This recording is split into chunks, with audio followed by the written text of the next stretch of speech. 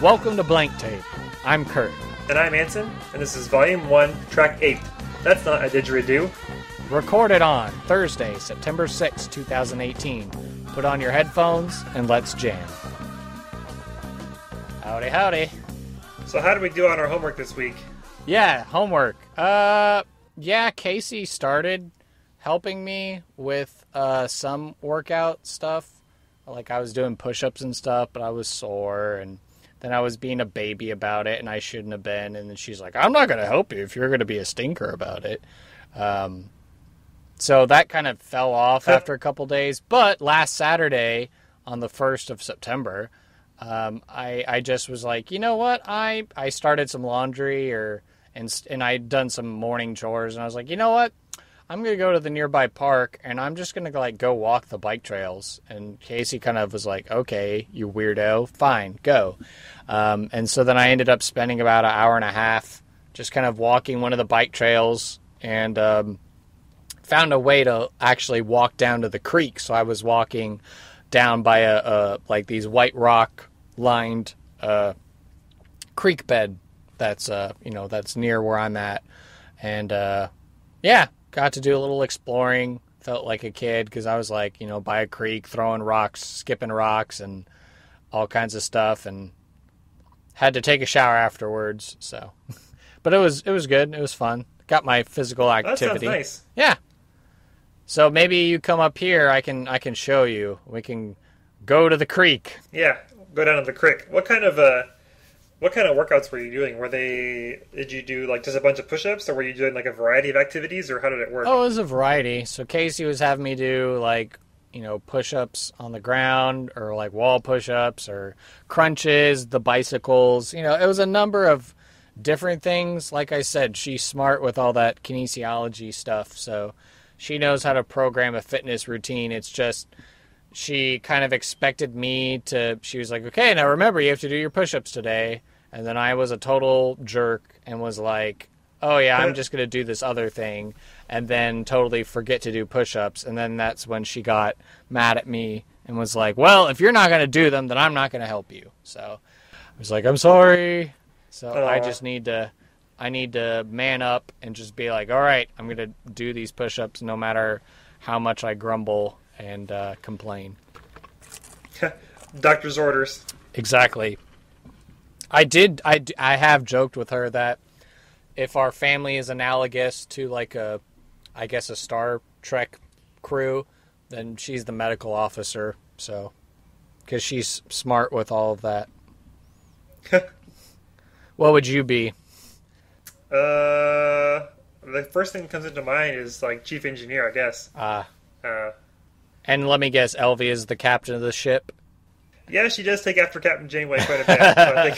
So, so the ornament that I got you that one Christmas was apt and appropriate. Oh, yes, definitely. Kurt got me a Captain Janeway ornament, which is very nice. Yeah, that's been our Christmas tradition now the last couple years. Rather than having to be like, oh gosh, what sort of big gift do I spend? We just kind of do an ornament exchange. And so our collections slowly grow. Did you do your other homework of listening to the album? Oh, yeah, sure. That's what you're trying to ease me into. Yes, I did. I ended up, after we talked about it on the last episode, I just pulled it up at work and I listened to the whole album. So I would say that I like Drew Barrymore and Prom were the name of the two songs that I liked the best. The whole album, yeah, you were right. It was, I could tell that SZA had put a lot of work and artistry into her content, so it wasn't all cop sirens, gunshots, and booties everywhere and whatever else sort of stuff. I mean, there were some stuff that I was kind of like, okay, I wouldn't blast this in the car because I don't want to appear like a hypocrite or a poser or something. But of all the songs on the album, I was like, yeah, Drew Barrymore and Prom, those were really catchy. And they were good. And I would say the other songs, even though maybe I didn't like some of the words or I just wasn't clicking with the music, it still took a lot of technical work to, get those all down with the rhyming and the patterns and the tempos. So, I mean, she did a great job on the album as a whole. So, yeah, so definitely like a different kind of hip hop, soul, R&B, modern electro sort of influence on that album. So I could see why you like it, and like I said, it's not too heavy on, any of the other generalized stereotypical sort of things you hear in popular rap music. Yeah, I'm glad you enjoyed it. I also did my homework. Speaking of rap, I listened to some more epic rap battles of history. And whether or not I did it 5 minutes before the show started is irrelevant. Yep. Those were good. I put in links to just a couple that I liked. My favorite one that I listened to was Jobs versus Gates, Steve Jobs versus Bill Gates. That was funny. Oh, yeah. And then, of course, Trump versus Clinton from last year. Gandalf versus Dumbledore also. So I subscribe to the channel, and now I will get emails when they post new ones. So I will stay up to date. Yeah, here on you'll have to let me know, because the last thing I heard is that, they were on a hiatus. The one of the two members there in the group was fixing to have a baby, so I can understand. Yeah, so I can understand there might be a delay on new rap battles. I was surprised you didn't mention Tolkien versus George R.R. Martin. That's probably... Oh, dang. Yeah, that's from the season 5, which I think is the latest one they've done. But yeah, that Tolkien versus George R.R. Martin, that's probably one of my... Martin. Was probably one of my favorite ones. Along with, there's directors. It starts off with Spielberg versus Hitchcock, but as the battle goes on, more directors jump in, and they're all ragging on Michael Bay, and at the end of the rap battle, Michael Bay shows up, and that one's pretty funny too. Nice, I'll have to check that out. I just like searched for them on YouTube and looked at the first few ones that came up, so I didn't do a total deep dive, but I'll check them out. Yeah, I was going to say definitely Jobs and Gates is kind of like one of their earlier ones. I punch or I smack or something. He makes a joke about that, where the hand comes through and smacks him. Yeah. Yeah. Yeah. All right. Yeah. Good deal. Let's see. Corrections. Because I'm sure you listen to the podcast at least 5 times as well, like I do, because I'm a nerd about putting in all those links, so I hope you're utilizing all those links. But I noticed in the last week's 2 weeks ago episode that I mentioned that, we could talk about Punisher as it pertains to the Netflix show, and then I realized I kind of like, in the haze of things, I kind of just, brushed over it. So I just wanted to offer a clarification that the Punisher that we see on the Marvel Netflix part of the MCU, the actor who plays the Punisher, his name is Jon Bernthal. You might recognize him from the first couple seasons of The Walking Dead on AMC.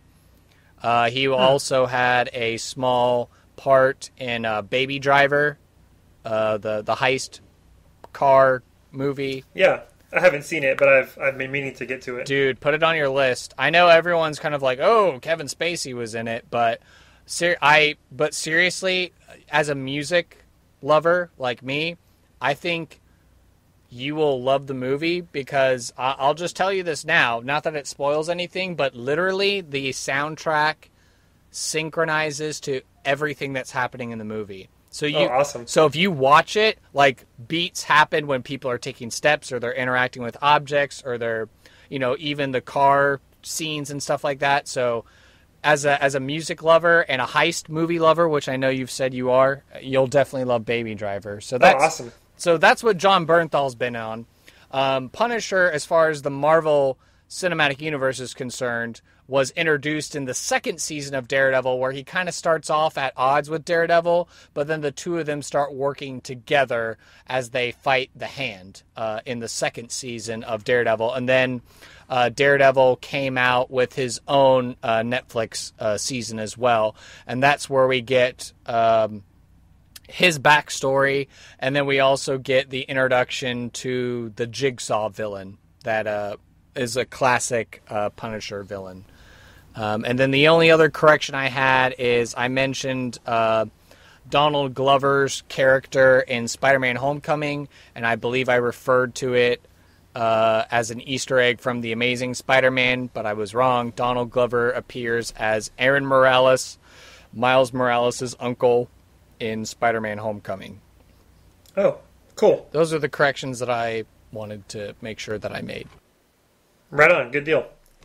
I also saw we got a note from somebody. Yeah, about, Michael Horsley chimed in on Twitter. Cool. So he chimed on our Twitter, and I guess he was listening to the episode, and I guess I made the comment of, I don't know what Freeform is. But yeah, he tweeted us and let us know that Freeform used to be ABC Family. Like, okay. So like 25 Days of Christmas, and I guess they changed the formatting, so now it appeals to like edgy teenagers nowadays or something. But apparently at Christmas time they take it over, and then they still do 25 Days of Christmas. Nice. So for some reason that reminded me of whenever I was watching Legend of Korra online. Sometimes they would always have ads for Nerf Rebel, which is like a pink branded girl line of Nerf guns. Oh yeah. Speaking of like edgy teenagers, it's like, Nerf Rebel, and it's like these girls wearing like pink and black shooting these Nerf guns that are like all got wings and stuff painted on them. Anyway, just kind of funny. Right. That sounds like something that I could probably get Twinkles or Adina, and I'm sure they would go crazy for anything with pink on it. Have you heard of the Bug Assault gun? Yes, where you put like salt in it, and it's like a shotgun, and you're like blasting flies out of the air. Yes. Did you get one? Yeah. No. When we were in New York, Daniel got one for Sarah, and it's like pink camo. Oh wow! She gets this pink camo gun out and like shoots little flies and stuff. So I'm gonna get Elvia one. Don't tell her, but I'll get her one eventually. Yes, Elvia, pay no attention to this part of the podcast, as it might ruin a potential Christmas present for you from your loving husband. Yeah. All right. That's all the follow-up we have for this week. That'll be a stocking stuffer, right? So it's not going to be like a big Christmas present. Oh yeah. Yeah. We'll see. Yep. So next up, we had the idea when we were first talking about this show. Kurt was like, maybe we can do some like recurring segments or something, and I think not every episode we have is going to have like a huge major topic in it, and so right. I think it would be cool if we started doing some like recurring segments. Like one of the ones that Kurt had the idea for was like a news tidbit of the week, and so this episode we're going to premiere that feature, and we each picked something that's in the news, and we're going to tell what it is and why we care about it. Right. So shall I start with this? Go for it. Yeah. Okay. As we're recording, today is the September 6th, and the next Apple special event, as in Apple Computer, Apple Incorporated, is on September 12th, which is Wednesday, less than a week away. And why do we care about this? Well, this is the special event where they will announce the new versions of the iPhone, whether they are completely new versions, kind of like we saw last year with the iPhone X, or if they are upgrades or revisions to the existing models. We'll see all about that.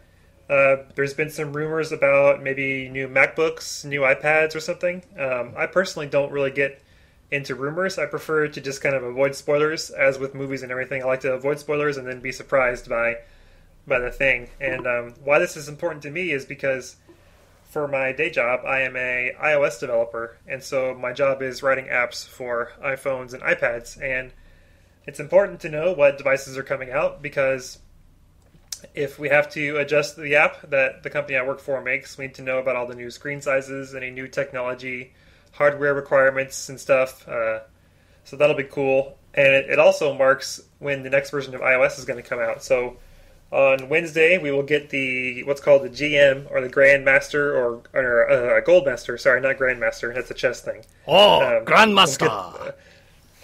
We'll get the Goldmaster of iOS 12, which is the new version.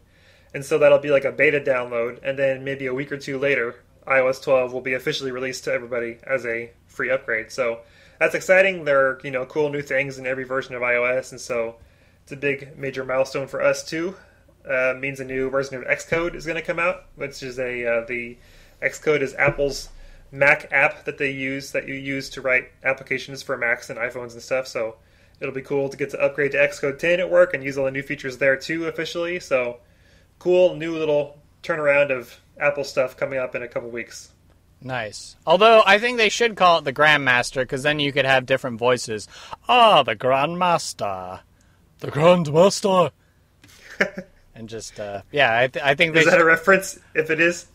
I don't know. I just didn't want people to think like, oh, he just did like an Asian voice for a Grandmaster. You can have a lot of Grandmasters and all kinds of other stuff. So I was just trying to find an excuse to do different voices. Yes, Grandmasters of all nationalities are welcome. Yes.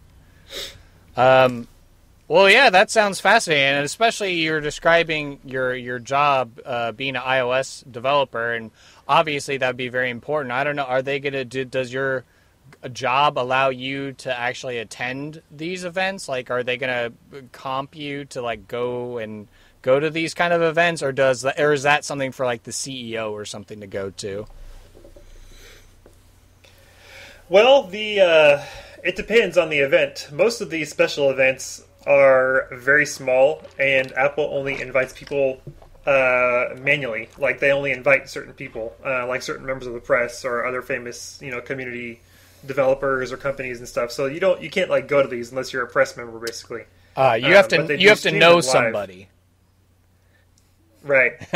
So for the special events, usually you can't get in if you're just a guy off the street. But they have their annual big conference in the summer called WWDC, the Worldwide Developer Conference, and that's in California. Mm-hmm. And if you are a registered Apple developer, you can sign up to enter a ticket lottery to get a ticket to that, and then you pay, and then you go. I got the privilege of going in 2017, which was a blast. But because tickets are expensive, and it's expensive to send somebody to California for a week, mm-hmm. My company doesn't send everybody. They just pick a few people and enter them into the lottery and hope for the best. But yeah, I did get to go in 2017. It was a lot of fun.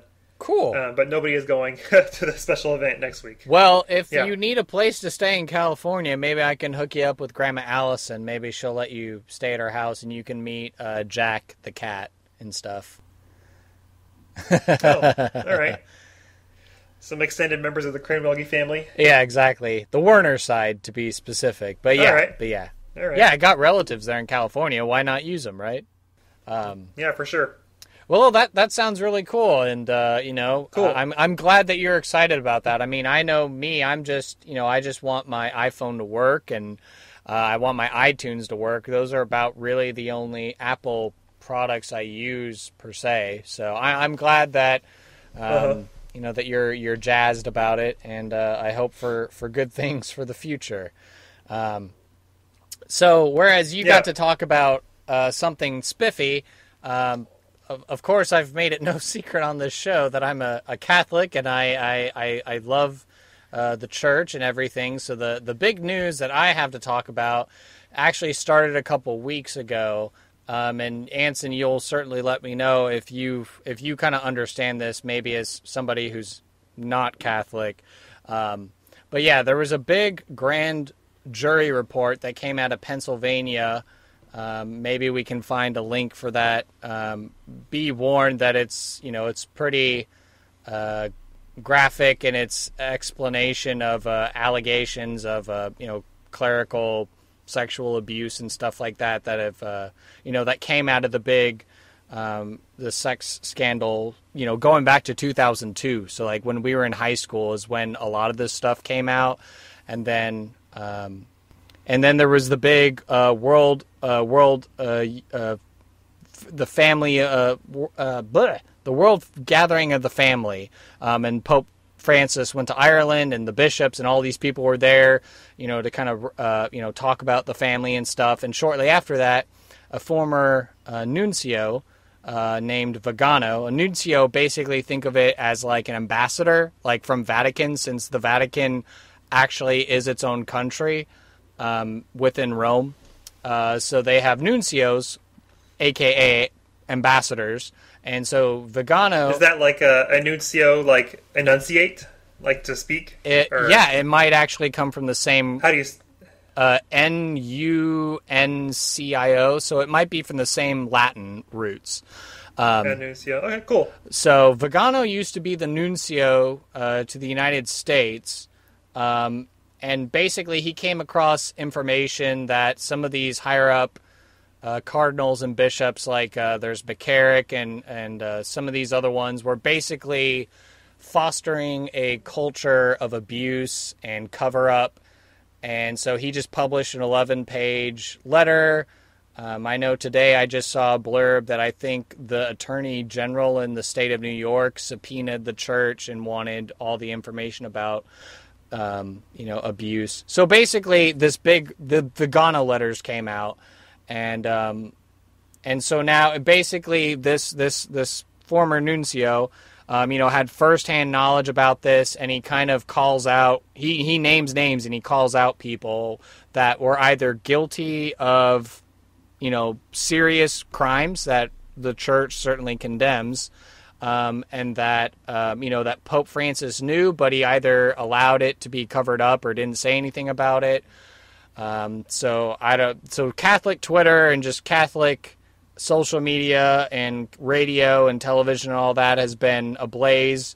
We're certainly, behind our priests and our nuns and our bishops and our cardinals, the ones that are just, and we want them to call out these wrongs, and we want to bring this darkness to light. But it's not helpful when, I think Cardinal Kolpich, I think his name is, from like the Chicago area, when he's saying, Vigano's just racist or something, or when Pope Francis is like, no, we need to talk about the environment first, or truth needs to be silent, when, so basically there's like mixed messages at some points at the higher up of the physical hierarchy of the church. And so the laity, that is the people who are not priests or monks or nuns or anything like that, so we're getting incentivized, we're getting empowered to speak up, and we want to work within the church.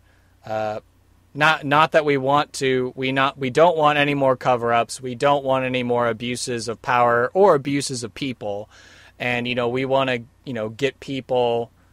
We want to give people justice, and we want to work within our systems, and we want to uphold the teachings and the beliefs of the church. But like I said, we want to. So there's a lot going on in the church right now, and it's actually kind of inspiring, because I know a lot of people, some people on the outside might say, oh, well, this is clearly an example of corruption, and, this is why, it's an evil institution. It's the,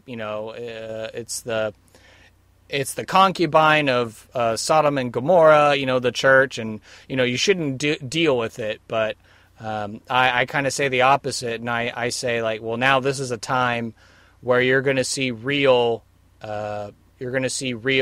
virtue. You're going to see real expressions and examples of faith, and I think we're going to see a stronger church out of this. And so I know some people are, might be panicking and saying, oh, well, you got to leave the church now because it's only going to get worse. But I'm part of the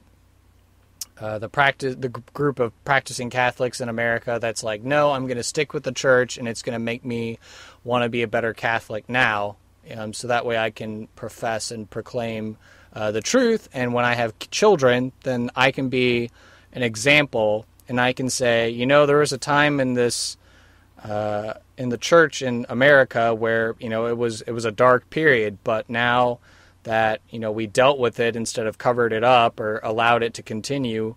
Now that truth has been brought to light, well, now you can see really all the good things that we believe and profess, and it's not just believe this or do this or say this because I'm your dad and I say you have to do that. It's like I want the truth to be self-evident, and I think there's a quote that I shared on my Facebook that's like from St. Augustine that's like, truth is like a lion and it'll roar. All you have to do is just stand out of the way and just let the truth be the truth.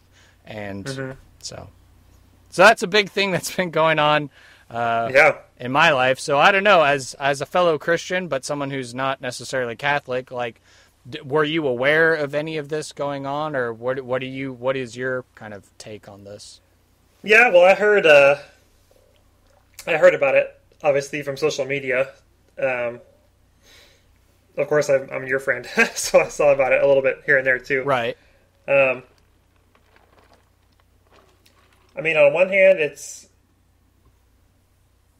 people are people are imperfect, you know, and no organization of people is like more or less perfect than the other. You know what I mean? So I mean, Right. I guess what I mean is not that this can happen anywhere, but you know, even if it's a religious organization, if a man is the head, you know, then man is not perfect. So you know, Right. um,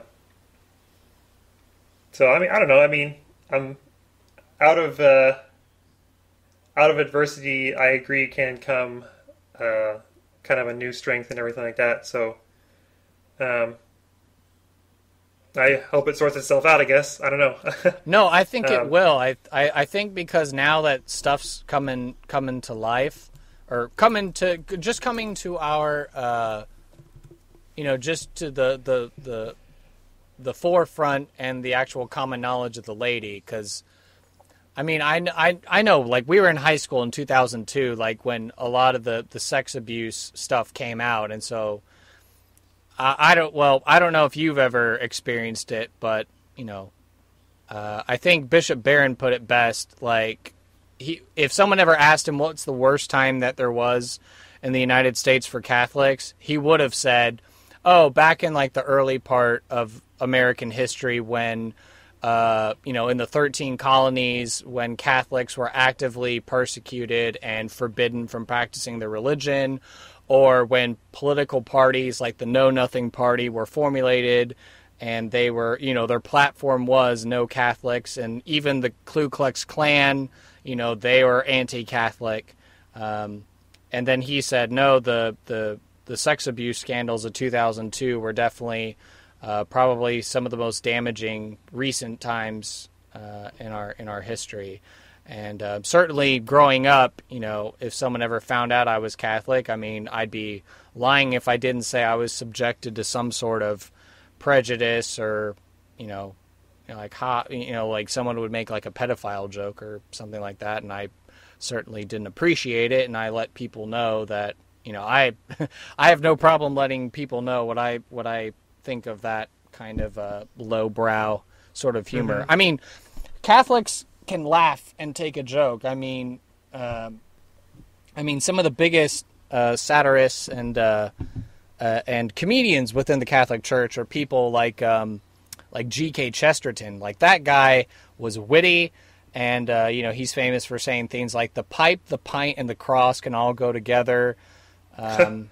I remember him. I had some friends at Baylor who were really into his works. I've heard of him before. Yes, So, I got a collection of I found it from the Penguin Publishing, like the Father Brown. He like, one big thing he wrote was like Father Brown, which Obi-Wan Kenobi actor Sir Alec Guinness was in a movie version of it. And I read an amazing story about that because he was, Alec Guinness is an actor. And so he's dressed up as Father Brown. But the story he shared was that there was a little boy, or a child, I can't remember if it was a boy or a girl, but a little child came up to him because he was dressed as a priest and just grabbed his hand and like asked him to like walk him home. And so Alec Guinness was like, "Oh, okay, sure, I will." And he was just kind of taken away by that experience of like, this child doesn't know me, but I'm dressed like a priest and they have such trust in me. That actually moved Sir Alec Guinness to a conversion experience, and he entered the Catholic Church because of that. So yeah, Obi-Wan Kenobi, who's kind of dressed like a Franciscan friar monk as a Jedi, actually ended up becoming a Catholic. So that's kind of a cool story. So, but yeah, no way. yeah. G.K. Chesterton wrote, the Father Brown. He's kind of like a detective. He's a priest, but he's a detective, an English detective. And then I think Mere Orthodoxy. He's written a lot of famous works that lots of philosophy and theology people read. So go check him out and all that good stuff. Yeah, right on. But yeah, so not to hijack the entirety of the conversation for this track of this episode today. That's fine. I just kind of wrote like a whole jumble of stuff, so I know we have there's plenty of things for us to talk about. So I don't know what's something else that's been going on. Oh yeah, well, life updates for me, I guess. Our dog Obi, he's an Australian Shepherd, as you may remember from the pet episode, and he turned 1.5 or so this month or last month, and that's around the time that it's time for dogs to lose their manhood. And so we had Obi neutered last Friday. And it's for controlling the pet population, and it prevents like testicular cancer, obviously. But I mean, I think it's a responsible thing to do as a pet owner these days. So yeah, didn't Bob Barker used to say that after every Price is Right episode? Remember, spay and neuter your pets. The choice is yours. Make it a great day. Just kidding. I was going to say, the choice is yours. Are you making a Captain Planet reference? No. I was trying to think of like a catchphrase that he has, but anyway. Yeah, so we got that done on Friday, and he's a very rambunctious little guy, and he's also very long and wiggly, and so his little scar, his incision, has had a hard time healing, and we took him into the vet again on Thursday, and it turns out that he had like licked out all of his stitches, even though he had a cone on. Oh boy! And so the cone of shame, and so we got him a donut collar, and so you put the cone on, and then you like wrap the donut collar around it, and so it kind of extends the cone out to make sure he can't lick himself or anything. That seems to be working better, but he's still kind of running around a lot, and we got him some chill pills to help him relax, but he's still like trying to move and everything. So I might take him again tomorrow morning and see if they can do anything. I don't know. So that's kind of it's a tough thing because we can't like let him out to use the bathroom normally. We have to like take him out and watch him and make sure he doesn't like try to lick himself or anything. And so it's been kind of tough on that front with some Doge care business. But he'll pull through eventually, I'm sure. Yeah, he'll eventually forget that you snipped his business, and and he'll still love you. Yeah. The only other thing that I had on here that was kind of interesting was I finally watched Total Recall with Arnold. Arnold. Maybe a couple months ago, sometime during the summer. I finally sat down with some friends and we watched it, and I was listening to the soundtrack at work the other day because I like to listen to film scores and stuff. Right. And I really enjoyed the soundtrack, and it reminded me a lot of Portal 2 and Interstellar, the movie. So kind of a cool little thing to have like a very older sci-fi soundtrack that obviously influenced these other two that I like quite a bit. So I think that was kind of cool, Oh yeah, totally. If you want to go into some more like movie updates, I know we're really big into Letterboxd. Let me. I'm actually pulling it up on my smartphone app right now, and you watched Total Recall. You logged it on June 24th, and you gave it 4 stars.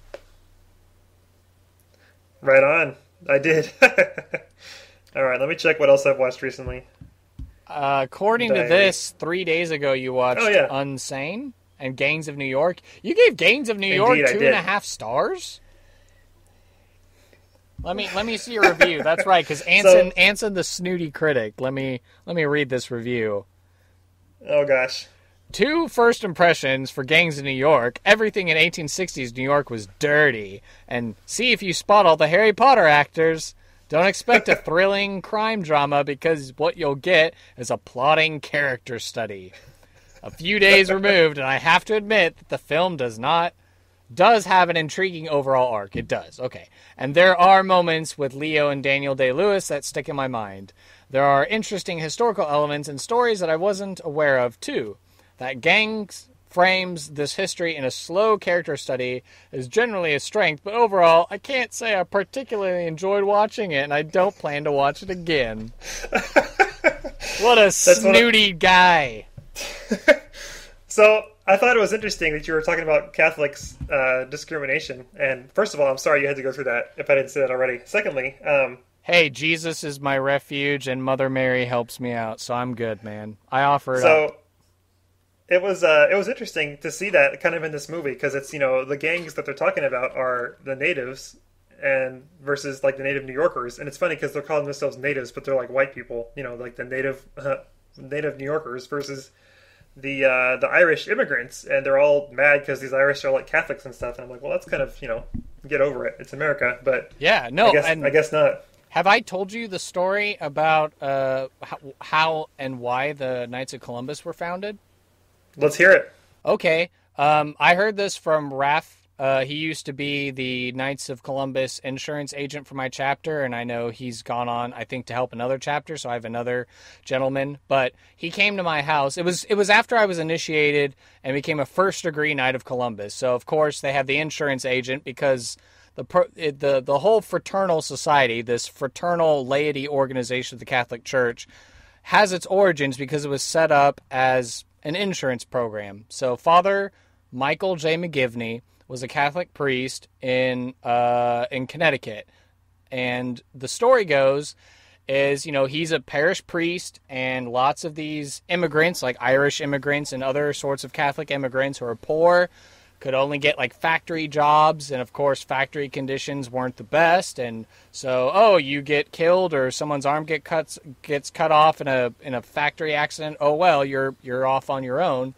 And so Father McGivney was seeing this kind of stuff going on, and of course priests, if anyone saw you in your priest collar or your clerical outfits out on the street, you were liable to get harassed, and so they had to construct churches in such a way that a priest could travel from the rectory or his home into like the parish home into the church without being seen in public, lest he get harassed or maybe even accosted and assaulted. Dang. So all this historical context going on, and so he gets a group of men from the church together, and he's like, we need to do something because Bob or Peter or that guy had a really bad accident, and so let's pass the hat and try and get some money together so we can help out. Or Phil died last week. Well, Phil left a young wife and 5 kids behind. What are we going to do to help out Phil and his family? So this whole movement began, and he started an organization, a fraternity. And they ended up calling themselves the Knights of Columbus. Are you making didgeridoo noises? Was that my phone vibrating, maybe? I think so. It sounds like a didgeridoo. Oh, sorry. I'll check the... Oh, it's probably because it's on the table. Okay, sorry. I'm just here. I was like, interesting mood setting for the story of the Knights of Columbus. I didn't there's chapters in Australia, but I didn't think we were gonna make that jump yet. No, that was my brother texting me. Do continue. Hi, Mark. Hi, Mark. Hi, Mark. So yeah, basically it started this organization, and what it's grown into now. I'm sorry, before I get ahead of myself. The reason why they came up with the name of Knights of Columbus is because they wanted to have a Catholic figure they looked up to. And at that point of history, I mean, the only other famous Catholics in American history up to that point I could think of would be the Carroll family. The Carrolls were one of the major families from the Maryland colony. And I believe... one of the signers of the Declaration of Independence, Thomas Carroll, was a Catholic. So he was one of the signers of the Declaration of Independence. His brother was a bishop for the Catholic Church, and I think he was like the first bishop of the United States of America, if my history's right. And the Carrolls actually ended up giving up land so that they could build Washington, D.C. So it was all thanks to Catholics that we have Washington, D.C. So anyway, at that point in history, they were like, well, who do we have to look up to as kind of a hero? And it was Columbus because, he was an explorer. People knew who he was. And so that's where they came up with the Columbus part of the name. But Essentially what it's grown into now, out of that spirit of passing the hat and helping out orphans and widows of those who have been harmed or killed in factory accidents or what have you. And so it's an insurance program. And so every brother knight of the Knights of Columbus has a life insurance policy. So I have a life insurance policy. So if something tragic or unexpected were to happen to me, I know Casey's taken care of. So there's nothing to worry about there. And they do all kinds of charitable work. I know they've helped to donate to help give families a chance to resettle in Iraq and Syria that were displaced from the Syrian civil war. They helped out with Hurricane Harvey, I know, to donate supplies to help out the communities and stuff down there. So there's a lot of moving parts of charitable work that they do. And so I'm definitely proud to be a third degree Knight of Columbus. I know my friend Michael keeps asking me to join the fourth degree, but not quite ready for that. They changed the uniform, so it's not plumy hats and capes anymore. It's kind of like this World War II British-looking military outfit. But maybe it'll grow on me. I don't know. But what do the levels mean? What does that mean? Like degrees? Oh yeah, degree. Yeah. Yeah. So I mean, if you're familiar with maybe like other fraternal organizations, like the Freemasons or something like that, like they have degrees or different levels of membership. And so the Knights of Columbus has like 4 degrees. The fourth one is kind of newer because it's called like the patriotic level. And it's because I guess when some of the world wars were breaking out, people thought Catholics, because we like peace. I mean, we have the just war theory, but we aren't just willing to like at the drop of a hat just say, yeah, let's go to war and kill people. People, I guess, accuse the Catholic Church or people, in America from the Catholic Church of like, oh, you're not patriotic. You don't love America. You don't want to go fight.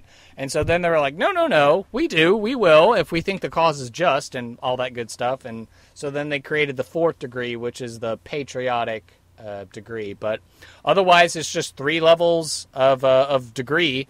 And each one confers its own, benefits and stuff like that. It's secret. So are these like levels that you pay for, or like how do you go from level to level, and why would you want to?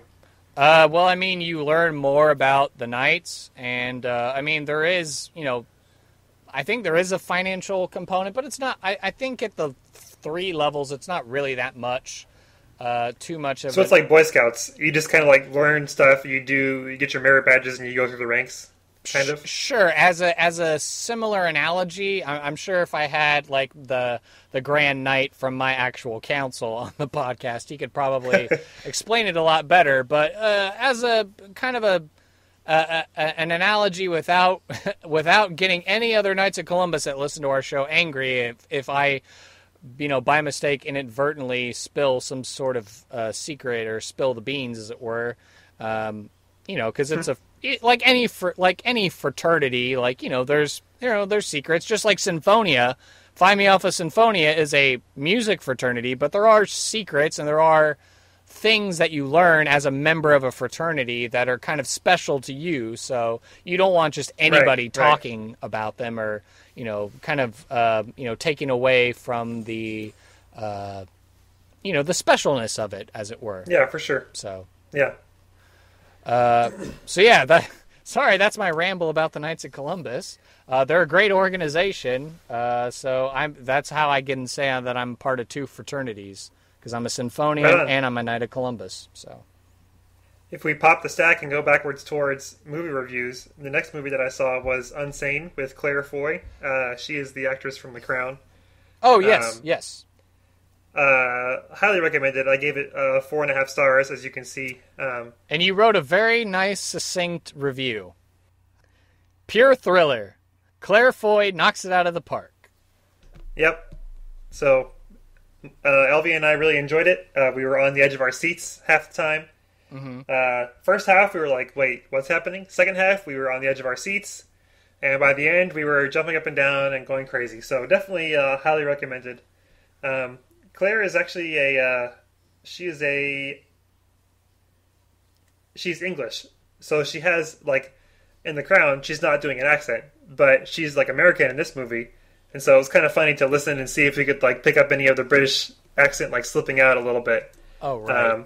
And I think we could hear it a couple times, but I think it's all fine. Now, this is something that I think I've heard, maybe in different interviews, as far as, whenever they interview a British celebrity or an actor, and they talk about accents, I think most of them say, for them, if you're English, or, because I don't want to, because I've been study abroad and I was in Scotland for 2 weeks.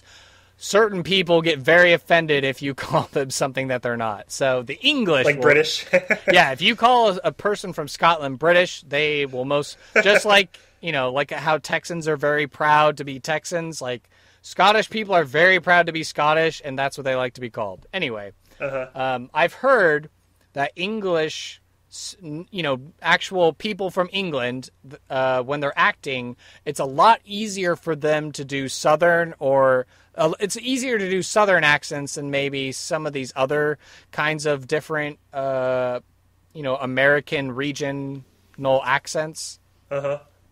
Because I don't know if you remember your history, but of the 13 original colonies, the southern ones like Virginia and Georgia, the Carolinas, were gentry. They were, they were trying to imitate the aristocracy of England. And so the southern drawl is supposed to be evocative of actually high-class society back in England. And apparently it's really easy for, somebody like Andrew Lincoln, who you might remember as the guy who holds up the signs telling Keira Knightley that she's beautiful in Love Actually while a boombox plays Silent Night, how he can sound like a Georgia sheriff in the post-apocalyptic world of The Walking Dead. Huh. That's funny you mentioned that, because I remember I heard something, maybe it was like a Facebook video or an article or something, saying how if you, like, stretch out, if you listen to somebody with a deep southern drawl speaking and you, like, stretch out the recording or speed it up or something, it sounds exactly like a British accent, or sorry, an English accent. So that's really funny. And that's really a cool part of history. So it makes sense. Yeah, and it'd be kind of funny to maybe do a more in-depth study of this and find different English actors doing different voices, because what was it? I know Benedict Cumberbatch did a Bostonian accent for Black Mass, so it's kind of in a way it almost sounds like Elmer Fudd, kind of how he makes it sound in Black Mass, whereas Andrew Lincoln from The Walking Dead sounds like he's from Georgia, but I know that Andrew Lincoln's English. So, other examples I can think of are Martin Freeman in in Black Panther, right? And there's one more I was just thinking of. Hugh Laurie from House. Oh yeah, definitely Hugh Laurie, man. I saw a clip of him on Ellen or something one time, and I was like, "What?" It's funny. Yeah. I know recently, as far as movies that we watched, I know Casey and I went to the Dollar Theater on the 25th of August, and we got to go see Ocean's 8 finally. Right on. Did you like it? Oh, it was so good. The twist was great.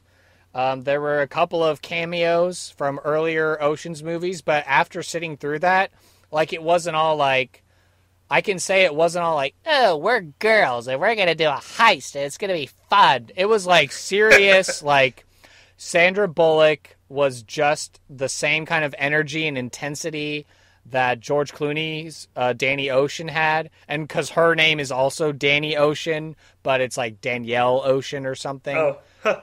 So Nice. they play it off like she is George Clooney's sister. And so she's been in prison, and then she gets out, then she's like, oh, I thought of the perfect heist, and we're going to pull it off. Oh, nice. So I've really been dying to see it, but I missed my chance. I don't think it's in theaters anymore. It was so good. That and Incredibles 2 and Deadpool 2 I still haven't seen. Here's my review. I tend to do my reviews without spoilers. All right. But this was like an immediate review that I did. I logged it on my Letterboxd app as soon as we were done watching the movie. I said, this was a brilliant continuation I'll have to go back and watch the original trio. These ladies brought it. Well executed heist. Well done, Ocean. Nice. So, how many stars? I gave it 5. Oh, right on. And I liked it. So, you know how I go. My reviewing scheme is not as fine tooth as yours. That's all right. So I know, like, some other ones we watched recently, I'm just like, yeah, this was all last weekend, and going in through just a couple days ago. I managed to rewatch Get Smart, the 2008 Get Smart with Steve Carell, Anne Hathaway. I watched Peter Rabbit, the animated one, for the first time. That was really cute. James Corden did the voice of Peter Rabbit, and Donald Gleason was the dude, and then Rose Byrne was the lady. I watched 2 Weeks Notice. That was a romantic comedy that Casey said she loved, and I don't think I had ever watched it. So that's Sandra Bullock and Hugh Grant teaming up. Oh, nice. Added that to my watch list. Yep. Rewatched The Departed, which Casey hadn't seen, and I got to rewatch it, and that one's so good. And then the other night, I ended up watching The Guernsey Literary and Potato Peel Pie Society, and it was a good romantic drama. Oh, cool. It's like I'm reading the summary here. It's about World War II? Yes, she was so Lily James plays a writer, and what happens is one of her her personal books or something got sold at a bookshop or something, and there's this island in the English Channel off the coast of France called Guernsey. They got occupied by the Nazis during World War II, and so through circumstances, there is a book club that forms on the island between like a group of 5 people, and one of the guys, Dawsey Adams, writes to her after the war and is like, "Oh, thank you so much. You know, this book, this book that used to be yours, and stuff got us through the war." And so she ends up and she tells him, "Oh, I'm a writer, and let me come and visit you guys and come see your book club." And then she ends up falling in and trying to figure out a mystery from World War II, and get this mystery solved. And at the same time, she's engaged, but she's starting to have chemistry with Dawsey. And oh wow, yeah, so there's like a lot going on. Yeah, there is a lot going on. But there's some familiar actors in this. One of the ladies from the book club is, let me find her name here on the app, Catherine Parkinson. She plays Isola, but you might recognize her from the IT Crowd. She plays the manager of that team who has no idea what IT is. Oh, yeah. And then you have, what's her name? Mrs. Maugery. Is it Penelope? Yes, Penelope Wilton. She was in Pride and Prejudice, the Keira Knightley one, and then I recognized her immediately because she played the mom in Shaun of the Dead. She played Shaun's mom that gets turned into a zombie at the end of the movie. She's like, "Oh dear, I didn't want to be a bother. I got bit in the wrist." So right on. Yep. So cool. those are movies we've seen recently. So what movies have you seen? Let us know in the comments. Tell us which ones we need to add to our lists. If it's not already on the list. Yeah. Exactly. Yeah, what else is happening? I know today, for sure. I think we need to comment on the passing of 2 major celebrity figures. I know recently Miss Aretha Franklin, the Queen of Soul, passed away. And then just today, on the 6th of September, Burt Reynolds passed away as well. Yeah. So each of them a gem and a treasure in their own right.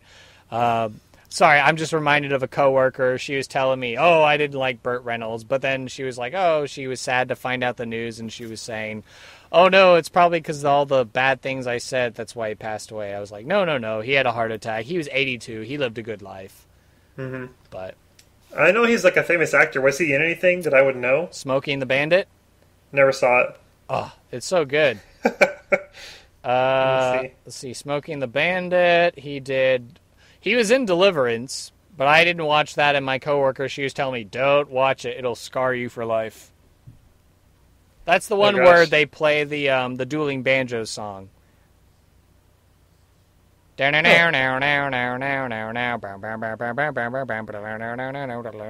the two banjos start going. Why was it Scarring for Life? It just looks like I see some guys in a boat on a river. What's the...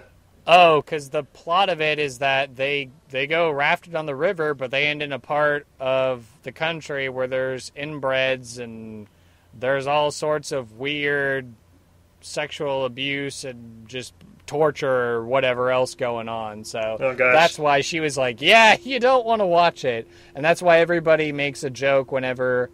or at least, so in the common culture of America, people, whenever they're going through perhaps certain parts of the South or they're going through sketchy areas, they might make a joke about banjos, like, did you hear the banjos? Or they start humming the dueling banjos song because they think, it's sketchy, we're going to get attacked or something like that. Uh-huh. All right. Well, I added Smoking in the Bandit to my watch list. It wasn't on there yet, so...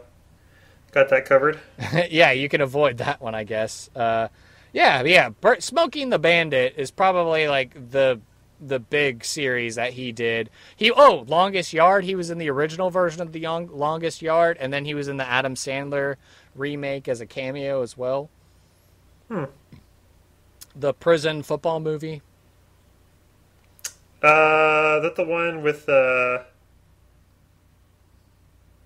not the one with Sandra Bullock. That was... That's The Blind Side. That's a completely different movie. Shows you how much I know about these things. Yep. All right. Anyways. All right, cool. So we RIP to Aretha Franklin and Burt Reynolds. You gave us... You will be missed. You will be missed. You gave us some good entertainment, especially you, Aretha, RESPECT. Mm-hmm. Man, she was good in the Blues Brothers movies. If you watched those with me, right? I watched the first one with you. Okay, yeah, no, she had a big number in the first Blues Brothers. She also had one in the second one, Blues Brothers 2000. So, man, yeah, Aretha Franklin, just a powerhouse singer, and I would listen to her on the oldie station and stuff all the time. And I think as my vinyl collection is slowly growing, I think we've actually picked up a record or two of Aretha Franklin, so I'll have to put it on and just, listen to her soothing voice. I wonder if we're going to see, how there was so much stuff around the 2000s, like Blues Brothers 2000 or Gateway 2000. I wonder if there's going to be, like, cool stuff around 2020, I don't know. It seems like a big... number? Not as big of a milestone as 2000, but... right. I don't know. It just sounds like a cool number. Anyway, random... Well, we had Blade Runner 2049. Is that what the world's going to be like in 2049? I don't know. I haven't seen it, so I can't tell you. Oh my gosh! This is why. This is why doves cry. No, this is why Kurt slams his head on the wall and made me write a movies list in high school. So just so you know, 2049 is going to be in 31 years. Okay. So we're going to be in our 60s by the time 2049 rolls around. We'll be Harrison Ford's age. Sounds good. Yeah, so we'll be appropriately aged for that movie. That we'll be like, Mm-hmm. Back in my day, we didn't have hover cars. We had hoverboards, and they didn't even hover. Back in my day, we had to drive cars ourselves. Yep. We didn't have Tesla. Yeah. Oh, man. Oh, another thing here on the little list of upcoming things is the 17th anniversary of September 11th next week. Yes, because we're recording this before. Yeah, it's Apple usually does their events on Tuesdays, but because September 11th is a Tuesday, I think they agreed to do it on Wednesday instead. Right. Yeah, when I was in New York last month for our little vacation, we went to the 9/11 memorial. Oh yeah, how was it? It's very, very touching, very moving place. I think the design of the memorial is brilliant. It's basically two big holes in the ground where the two towers were, and they're fountains, and so water flows over the edge of the fountains into the holes, and then into a smaller hole in the middle. Right. And all around each of the buildings, they have all the names of the people who died from the attack, and so it's It's a very somber, very moving place. You go and you know, put your hands on the cold stone that has all the names, or the cold metal that has all the names in it, and you know see the water going into the fountain and everything. So definitely a highlight if you go to New York. You should go see it. And there were plenty of people there. You know, it was packed. So I was happy to see that it's a respected and a important place. You know, Right. as part of New York history. So I remember going there on the choir field trip in 2004, and we actually went to. I mean, they were still clearing it out and stuff like that. You know, they were digging down and they were clearing out. So that was way before the memorial was built. But I remember my mom had made a wreath, and I have an old picture of it, you know, when the choir went there. And so there's a wreath that my mom made on behalf of the Maid Creek High School choir that was like, in memorial for everybody. So, yeah, I haven't been since they've built it. And I guess they have the bigger tower there now, right? yeah, the One World Trade Center. Yeah.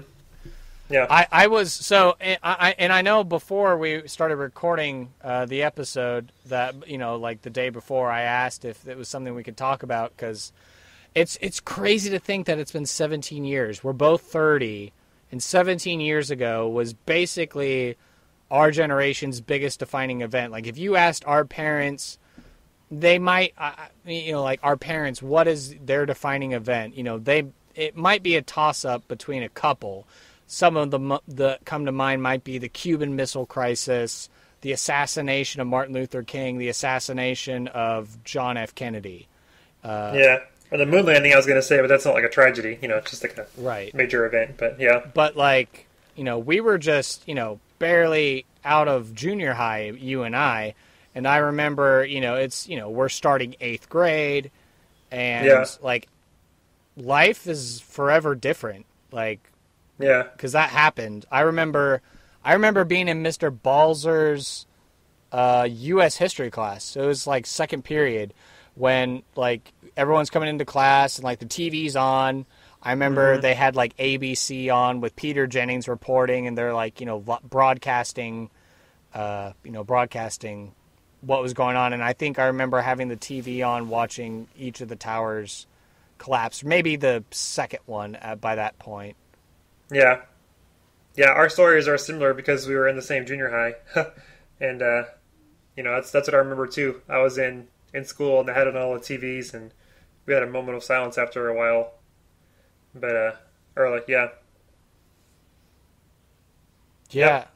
it's and I was because I think someone on my Facebook shared there was I think he was a cameraman for CBS or something, and he had updated his footage, and so he has an old like a whole camera mount that he's carrying on his shoulder, and so it's about a 20 to 30 minute video clip, which I know you can find on YouTube, but he updated his footage, and it's just crazy.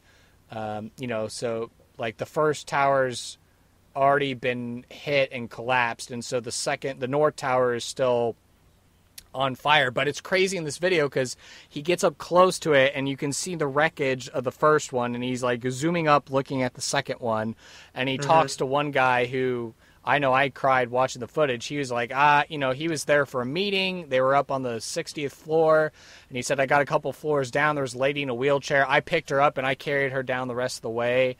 And so there were some people that were still leaving, and then all of a sudden, this guy's, he had finally made his way back away from it, but he turns around, and he's by a chain fence, and he looks up, and he can see the second tower starting to come down. So he's on the ground floor, or on the street level, and the dust cloud's coming in, so some of the people that he's talked to start running past him, and so this guy hunkers down, and it just swallows up into black, and and so then he's and people are hacking and coughing, and the craziest thing for me, which that I'm a fan of the Critical Role show on the Twitch network on the Geek and Sundry, and so one of the guys in that show, his name is Sam Riegel, and he lived in New York.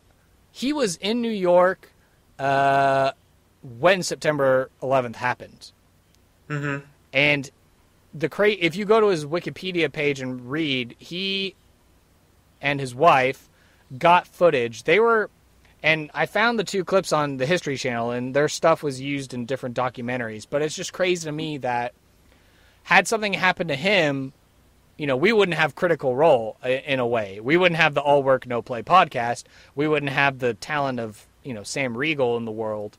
But it's just crazy to think that, this guy who brings, right now tonight, because they play on Thursday nights, he's right now having a good time playing Dungeons and Dragons with his best friends. But it's just crazy to think that he and his wife they lived at Gateway Plaza, which I think is like a block away from the towers, where the towers were. That's where they lived. And so he has video footage of like people running away.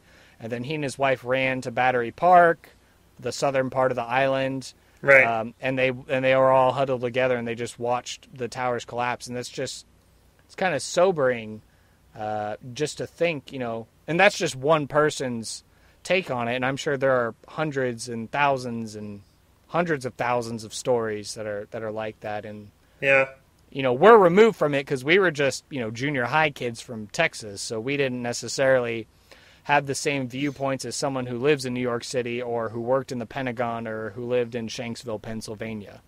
Uh-huh. So. Yeah.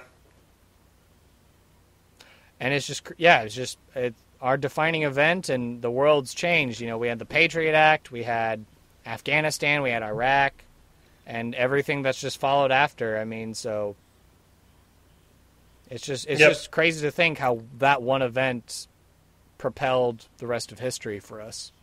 Uh-huh. I still have the Houston Chronicle front page from 9/11. I saved it along with a couple days after it. It's in my closet right now. But yeah. Good keepsakes to show the kids one day. Yeah. Show your kids. Well, yeah, because I guess I don't have them. They'll have to come visit and be like, look at the cool stuff Anson has in his closet. No, I was joking because we might not have kids.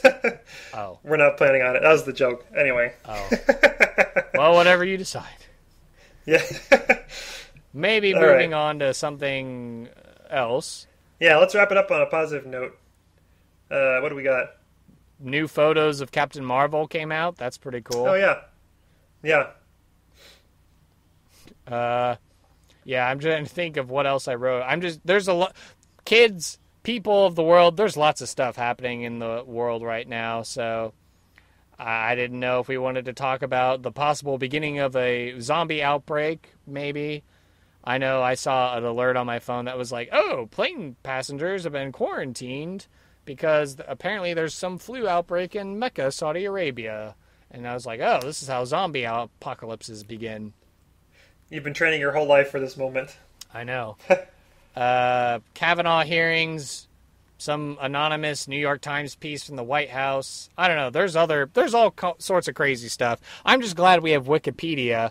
So eventually, if someone's curious, like, what happened September 6, 2018, they can just go on Wikipedia and see everything that happened. Yeah. Well, what do you got planned? Got any big plans for the weekend or anything? Let's see. I've got... my church is having its annual fall festival, so that should be fun. Oh, nice. It's kind of like a big fundraising. Yeah, there's like carnival games for the kids. There's food, there's beer, there's wine, because we're Catholics, we drink, it's okay. There used to be a fall festival at Bear Creek Elementary, and when my brother was still in elementary school, we would go and play the games and stuff, and there was one year where they had a game, it was like a ring toss game, and they had a bunch of 2-liter soda bottles set up in like a big kind of pyramid thing. Yeah. And all you had to do to win one was you tossed a ring onto a soda bottle, and they'll let you take the soda bottle home. Oh, and yeah, so they did that in elementary school all the time. I got good, and I brought home 5 2-liter bottles of Pepsi. Awesome. And then the next year, I think they changed the rules a little bit, but yeah, it was fun. I don't think they do the fall festival anymore. I remember getting really sad about it, but they stopped doing it for some reason. But that was 10 years ago. It could be back up now. Who knows? But man, your didgeridoo. Mark is just playing the didgeridoo over there. Is it still going? Yep. No. I don't hear anything. No, I hear it on my end. It's funny in my headphones because all I'm thinking is just a didgeridoo. Mark's just on the other side going, Wow, wow, wow, wow, wow. What's going on? Let me see. Oh, yeah, no. In my ears, that's really loud. Huh. What is it? Oh, it's my hard drive. Oh, sorry about that. Oh, It was so my it's your external hard drive. It's your hard drive Yeah. making didgeridoo noises. There's a, I think it was my phone the first time, but there's an external hard drive on my desk right next to my microphone. Huh. That's I'll have funny. to clean that up. I'll have to fix that in post. Hold on. I think it's funny because I'm talking. The right. people, or you just put in a didgeridoo sound effect. Well, it stopped now because it's the hard drive has disconnected itself. So Oh, funny. I'll manually disconnect it now to make sure it doesn't happen again. All right. Die, anyways. die, die! All right. Cool. Well, that seems good for today. We've done a solid hour. Yeah, I'm getting tired. It's late. It's late here in Central Time. Well, I'm on the same time zone as you, but it's probably because I took a photo and put it up on our Twitter account for the podcast that I got Whataburger. So I've been drinking the regular sized containers full of Dr. Pepper. So As opposed to the what a size, which is bigger. yes, yeah, it's funny to think it's like, oh, I'll have a small, and then that's probably about what people would consider a medium at most other places. I'll get the medium, that's a large, and then, oh, I want the large, that's like the super mega large. Yeah, what a size is huge. It's kind of unreal, but Well, when you Yeah. got a Texas-sized appetite, you need just the right amount of stuff to parch your thirst. quite right. Was that an Australian or a Cockney accent? I always Elvie gets really annoyed because I try to say things that I think are British, and she's like, "Why are you? It sounds Australian." Good day, mate. So- My name's Bruce. I live in the outback. Oh, right. Righto, headshot, boom. That's not a knife. That's not a knife. That's a knife. It's a funny story because we were Elvia, or I listened to a podcast one time. Neither of us have ever seen Crocodile Dundee. I don't think. I was I've listening seen to bits and parts. I was listening to a podcast and they were talking about the joke, the "that's not a knife" joke, and so I looked it up one time. And so I started saying it, of course, 12 times a day, which is sure to drive anybody mad. And then I would find it hilarious. she was like, "It's not a thing. Stop saying that whenever we talk about Australia." And I was like, "All right, fine." And then a couple months go by, and we have our friend over, and he's like, someone says something about Australia, and he goes, "That's not a knife." So, anyways. And then you were like, ha, Elvia, it is a thing. Yeah, pretty sure we fell off the couch laughing, but yeah. Oh, man, that's funny. Well, this tired Australian's got to go to bed, so All right, governor. That's I'm a bit gonna of call it. that's a bit of Cockney wibbly wobbly.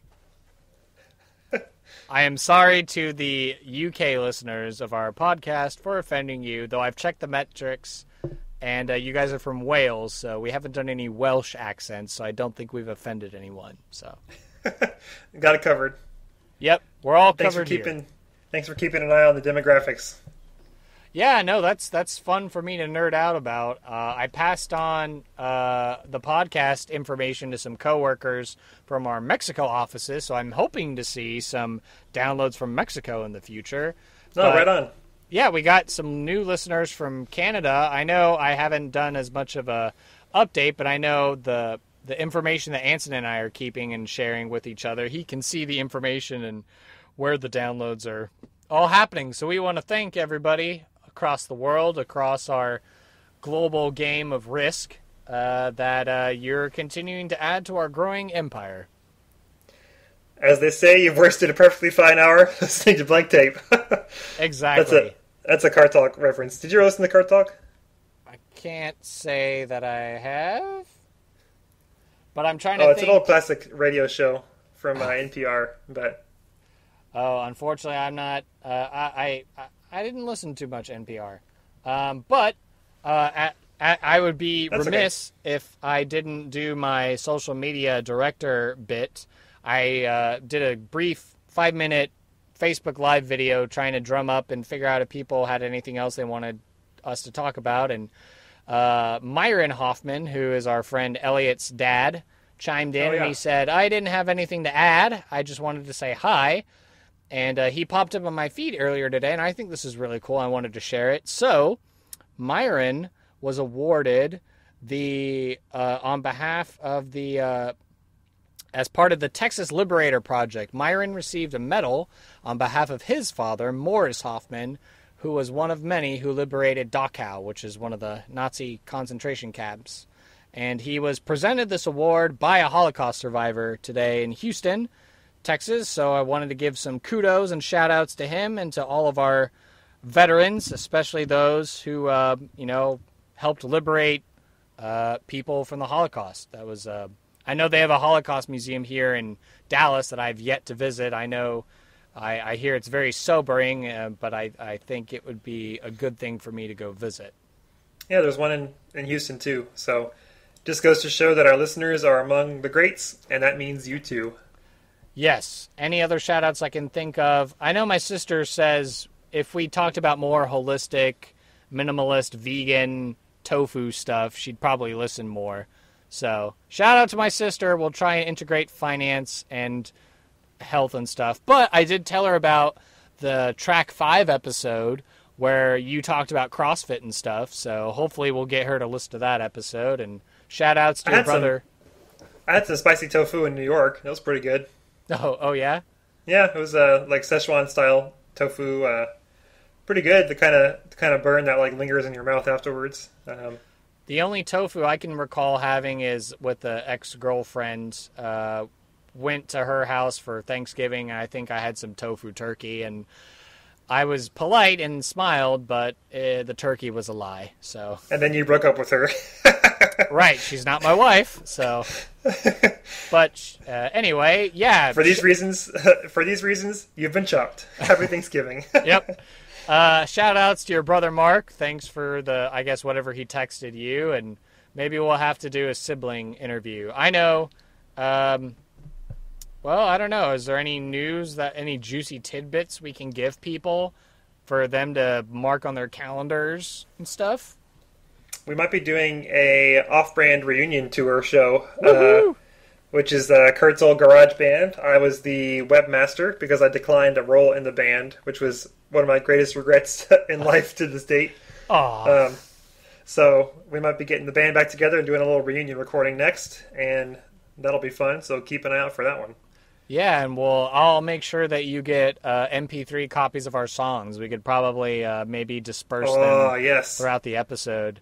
And we own that music because we recorded it, so we can play songs in their entirety. Yep. So. All right. Let's wrap this one up. It's go time. All right. Auf Wiedersehen. Until next time. See ya. Tschüss.